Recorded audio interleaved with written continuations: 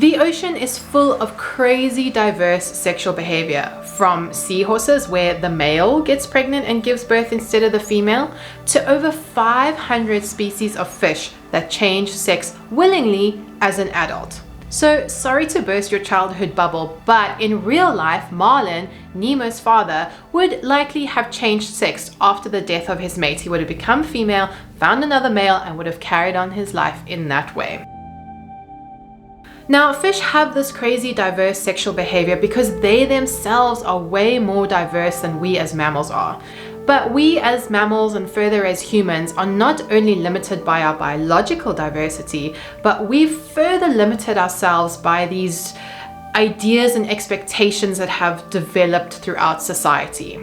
We've essentially become our own worst enemies and further boxed ourselves in with these very specific gender roles, expectations, and biases that is prevalent throughout our whole society. And that's a bad thing, and that's what we're talking about in today's video. Alright, so I'm not going to launch into a huge long lecture about gender bias and discrimination because that would take a heck of a lot longer than a few minutes, but we do just need to set down some definitions so that we're all on the same page. So gender bias, or sexism as it relates to sex, is essentially a prejudice or a stereotypical belief that you have about somebody based on their gender or their sex. Gender discrimination is when this goes one step further and where how you think influences how you behave. It's essentially prejudice in action and occurs when a person or a group of people unfairly treat somebody else because of their gender. And one further disclaimer, for the purposes of this video, I'm mostly focusing on gender discrimination as it relates to the more traditional male versus female sense. I'm a cis woman and this is what I have experience and knowledge in.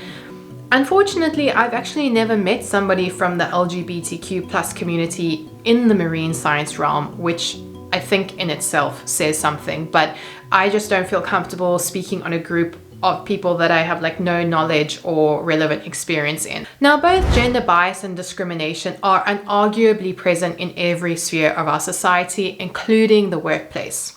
A study found that up to 42% of women have experienced gender discrimination in the workplace, and this can include anything from being paid less than a man for doing the same job, being treated as less competent than a man because of their gender, being denied a promotion because of their gender, and then going all the way up to the, I would argue, the most severe kind of case, which is sexual harassment. Now, the science realm, and marine science specifically, which is the area that I work in, is by no means exempt from these problems, and I actually think that they're often magnified in spaces like these. I personally have experienced gender discrimination in the workplace, and at the time I was very young, it was very mild, so I didn't think much of it. But instances like these can lead to real mental health issues. And another study found that up to 52% of women have experienced mental health issues such as anxiety and depression because of gender discrimination and sexual harassment in the workplace. I am very grateful that my experience didn't lead to mental health issues, but at the time, I do still wish that I had a therapist to speak to who could have helped me identify what was happening. I could have potentially stood up for myself and turned the situation into something positive. And that's where I'd like to introduce BetterHelp as the sponsor of this video. BetterHelp connects you with a licensed therapist who is trained to listen and provide you with helpful, unbiased advice. All you need to do is head over to their website, answer a few questions, and BetterHelp will match you to an experienced professional. You can do it all from your phone or computer via phone call, video chat, messaging, making it the easiest way to start talking to a therapist. Visit betterhelp.com/Telly'sMarineTales or simply input Telly'sMarineTales during your sign-up process and enjoy a special discount on your first month. Now, you've probably heard that STEM, science, technology, engineering, and mathematics are traditionally male-dominated spaces. And this is true to a certain extent. For example, physics undergraduate halls are definitely the home of young, geeky men. Oh, come on, you might have gone to school for a couple more years than me, but guess what? Engineers are just as smart as physicists. You take that back. No. However, the opposite is true when you consider biology majors, of which marine biology is one of them. And here you get a much more even male to female split. And actually, in my experience, it seems to be more female dominated. In my 4th year honors class, we had 5 women and 2 men. So in the lower levels, there does appear to be more women than there are men. But this does not hold true as you move up the proverbial ladder, and as soon as you start getting into management or upper career positions, we return to a male-dominated space. In fact, according to a report by Baltic Gender, when we take into account that more women than men complete the tertiary education level, the proportion at the top means that there is a tremendous dropout rate among females within academic career paths. This fact is not consistent with the idea of equal and fair chances for everyone. Underrepresentation of females is not just a snapshot, but a long-term disparity. Social sciences have shown that the reasons for this tremendous dropout rates of women cannot solely be seen as individual decisions. Socialization, gender stereotypes, and their effects on evaluating performance, male-dominated networks, and the tendency to promote those people similar to oneself are just some of the structural reasons why highly qualified females still do not get top positions. And as I said, this is something I've experienced in my own career, albeit in a very minor way. You know, being a marine biologist is not what I would think of as like a typical job. There's a lot of aspects to this work that is not usually found in a quote unquote normal job. And one of these things is fieldwork. You know, we have to go out into the ocean to study whatever is happening in the ocean. And this usually involves some kind of physical aspect, whether it's carrying heavy equipment, having to swim far or fast distances in the ocean, having to dive, hold your breath, having to handle big, heavy animals. Oftentimes there is a physical component. And traditionally, when there is a physical component to a job, this is often seen as more suitable to men. And I love the way one article put this, and they said, 4 years ago, I lay on a hospital bed having given birth the day before. To the joy of my family, I had brought them a son. Blue balloons foretold a man in the making. Not just the apple of my eye, but the one who would one day open jam jars for me. The hero who would do the DIY and put out the rubbish. He was born to be strong because he is male. And yes, it is undeniable to state that men are oftentimes bigger and stronger than women, being up to 6 inches taller or having up to double the upper body strength than a woman has. And so we as women have been taught that our power does not lie in our bodies.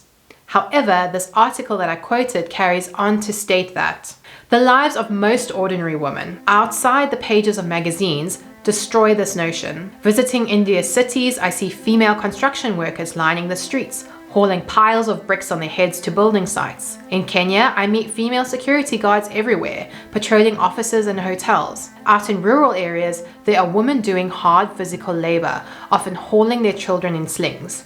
Our ancestors would have done the same. And I truly believe that women are by no means less capable of performing marine biology fieldwork than men.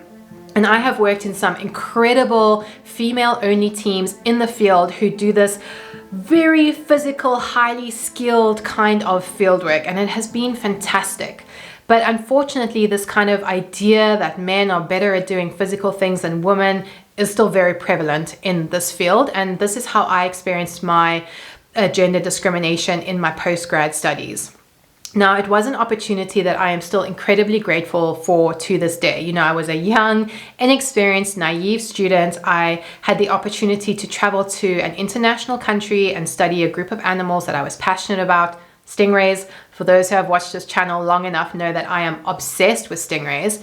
But you know, so I traveled to this new country to do the fieldwork for my master's and PhD with my supervisors. And there was also another young man who joined the team. He wasn't necessarily part of the research or the project. He was just there to lend a helping hand. But then when it came to the actual act of catching the stingrays, which is arguably one of the most fun but physical parts of the job, this opportunity was given to my male counterpart who had no real investment in the research. And it's not because he was more experienced than me. You know, at this stage, we had developed this brand new technique of how to catch this species of stingray that doesn't have a sting on its tail. So we sort of sneak up behind it, jump, pounce, and grab onto the tail. So nobody had pre-existing experience in this kind of capture method, but still the opportunity was given to my male counterpart instead of to me. And I don't believe it was any kind of like malintent or that it was done purposefully, but it's just kind of this bias, you know, that men would do it better, a man would do it better than I would. And so he got the opportunity, and I believe it has negatively impacted my career to this day. You know, I lost out on an incredible opportunity to learn how to catch and handle stingrays, which would have definitely benefited me now 10 years later when I'm still studying stingrays, as opposed to just given to this guy who has not studied stingrays since then. So even though this was sort of a minor thing that happened, it has negatively impacted my career a decade down the line. Now, that's just my personal example, a female marine scientist who has chosen not to have children. As soon as you start adding kids and other family responsibilities into the mix, these issues become way more prevalent and much worse. You know, even in this day and age, women are most often the primary caregiver when it comes to raising children, and they generally have a much larger portion of the responsibility when it comes to family and kids and all that jazz. And this often happens right at the pivotal point in your career as a marine scientist, right? If you're wanting to go on the academic career path, you've spent roughly a minimum of 9 years completing your PhD, you know, from the time that you left school. And this is exactly the age when most women want to start thinking about having kids and starting a family. So this is a pivotal point in your career where you really need to start pushing, because it's very, very competitive. So you need to be applying for grants and getting money to do your research. You need to be doing that research. You need to be in the field. You need to be traveling. You need to be writing papers and continually publishing your research and getting your name out there to give you that competitive edge to get one of those very, very few jobs. Now you want to go on maternity leave, have your kids, focus on that. Those two things are really not compatible. And so women are at a huge disadvantage just because they're wanting to start a family. And not only does this impact women at the early stages of their career, but this creates a ripple effect right through up until their retirement age. So I personally know of a female marine scientist who in her mid-20s wanted to have kids and prioritize her family. So she didn't continue on to do her PhD, but she got her master's. And since then, she has had an incredible career. She's done groundbreaking research. She's one of the top scientists in her field. But simply because she didn't do her PhD, she earns way less than she should. And she has been snubbed for so many promotions because she doesn't have a PhD and she prioritized her family and is nearing retirement age, and this is still affecting her career. So it is this kind of like huge ripple effect just because of the way that this kind of career path is structured and how it all works out. It has a big negative impact on women, especially women who want to have a family. And that is not even the worst of it. And I think some of the most horrendous experiences that women can have in this whole gender discrimination discussion comes down to sexual harassment, abuse, and violence, which does unfortunately happen in the marine science field. Again, you're often in a pretty vulnerable place. You may be traveling to remote locations, oftentimes with male colleagues. And so it is a vulnerable space where certain things can go wrong. I am very thankful that I have never had this kind of experience, but there are many women that do. And I am very thankful that one such woman was brave enough to come on this channel and discuss her experiences. And so I had an interview with her, and I'm going to share that with you guys now. All right. Hello, Jackson. Welcome to the channel. Welcome to Telly's Marine Tales. It's really an honor and a privilege to have you with us today. Would you please introduce yourself how you like to be introduced to the audience? Hi Chantel, thank you so much for having me. So my name is Jax and I am a marine guide. So I've spent most of my career in whale watching and done some work in conservation and a couple of other things along the way. That's fantastic. I mean, obviously, we all kind of like end up in this industry because we're passionate about it and we love the ocean. But I mean, the topic of this video is talking about something that is, I would guess, a little bit on the dark side of any kind of like marine space or marine conservation or research space. And it's talking about, gender discrimination. And I was just hoping whether you would be comfortable sharing your story with us, whether you've experienced gender discrimination and how that took shape for you.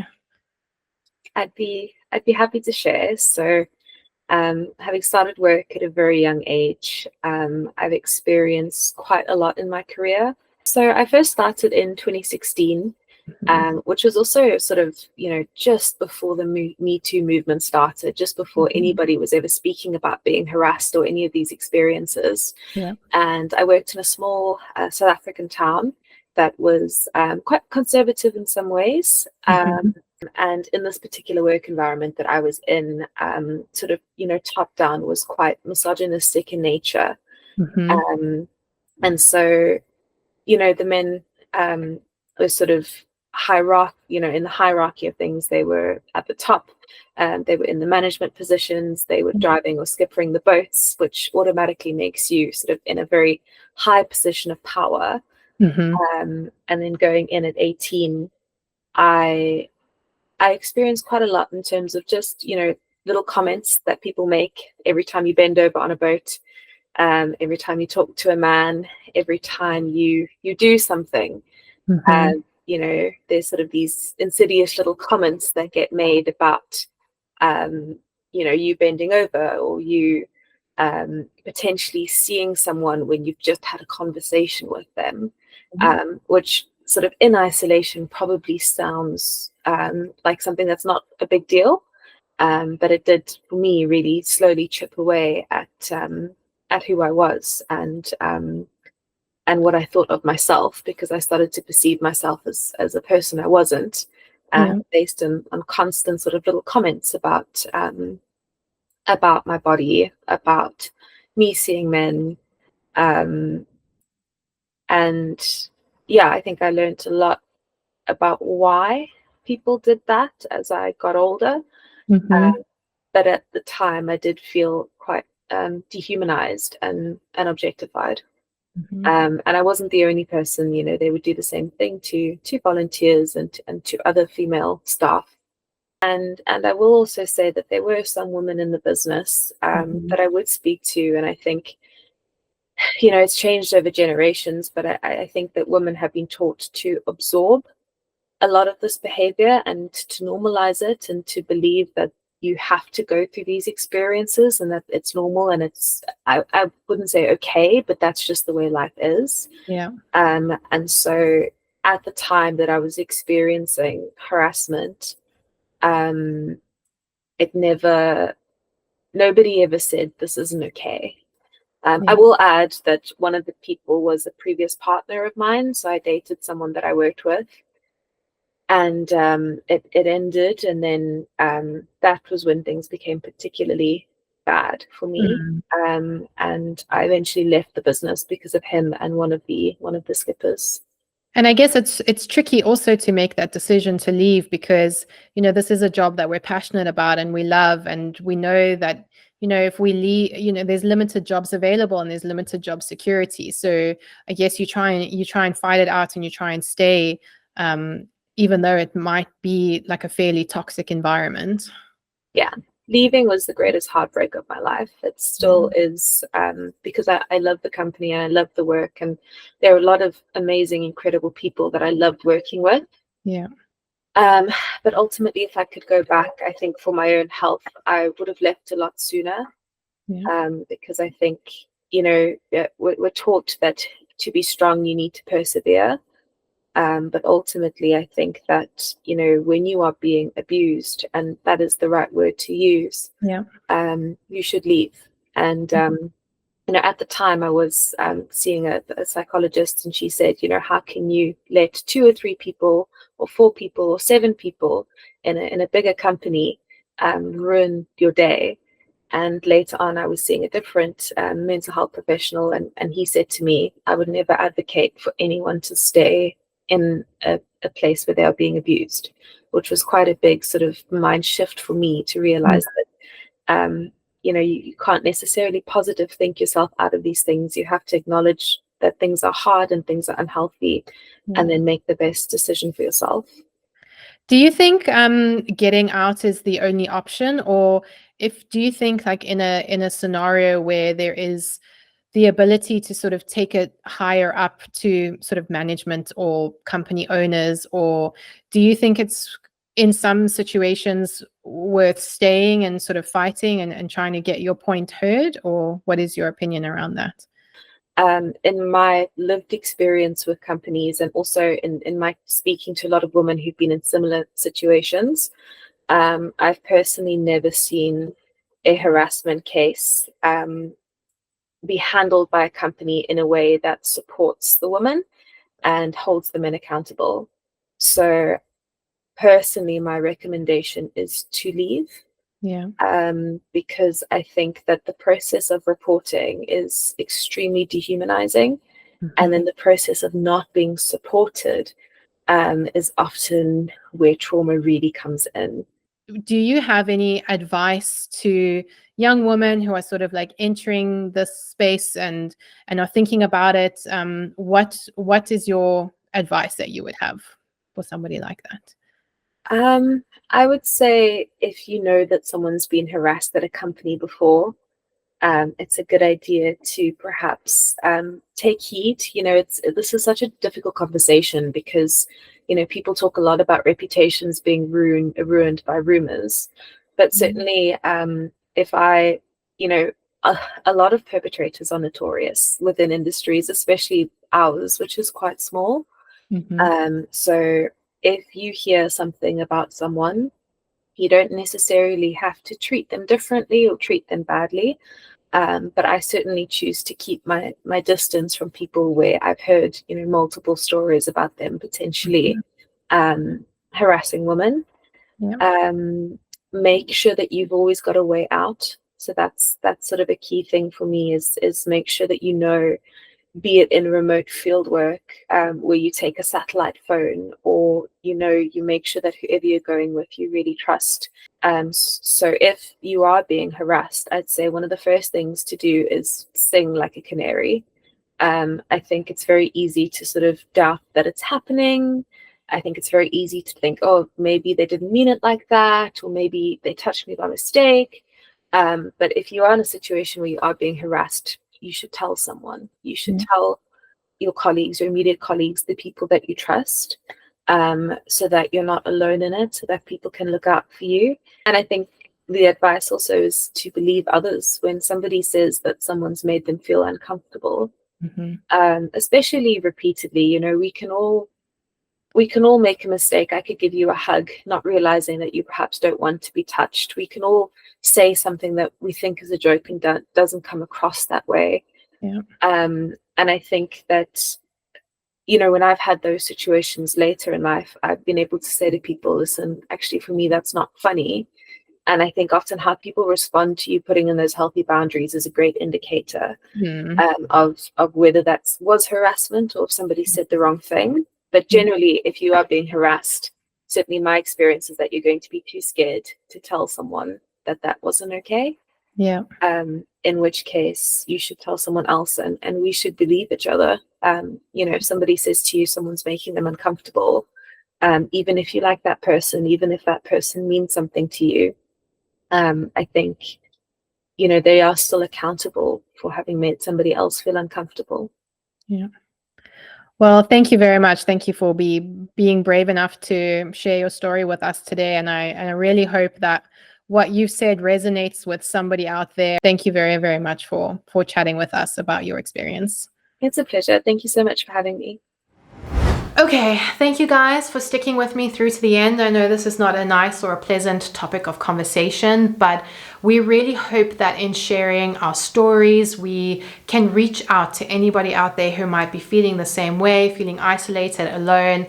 It's really kind of about just letting you guys out there know that you're not alone. There is a community of people supporting each other. There's actually a fantastic online collective known as the CEASE Collective, which is a group of ecologists and conservationists coming together to try and tackle these issues and raise awareness. So I'll leave a link down in the comments below, or in the description below.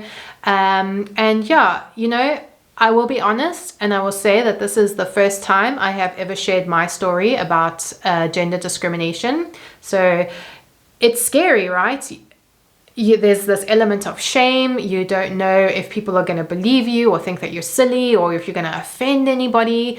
But talking about it is really the first step in changing all of the stuff. You know, it's not going to change it's not going to change overnight. These are institutionalized problems that are prevalent throughout all of society, but nothing's going to change if we don't talk about it, if we don't open up to each other, and if we don't make our voices heard. So if there's anybody out there who's brave enough to share their story in the comments, please do so below.